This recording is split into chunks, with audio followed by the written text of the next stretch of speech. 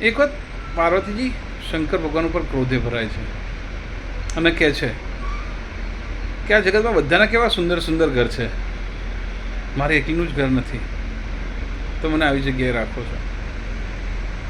શંકર ભગવાન કે તારા પ્રારબ્ધમાં નથી, તું ખોટી જીદ ના કરે એમ. પાર્વતી માનતા નથી. પછી શંકર ભગવાન એવી સુંદર સોનાની નગરી બનાવે છે ને કે જોનાર જોતો રહી જાય. નગરી સરસ બની જાય છે. ત્યારબાદ ગૃહ પ્રવેશ માટે એક બ્રાહ્મણને બોલાવે છે. બ્રાહ્મણ સરસ રીતે ગૃહ પ્રવેશ કરાવે છે. પછી શંકર ભગવાન કહે છે, બોલ તારે શું જોઈએ દક્ષિણામાં.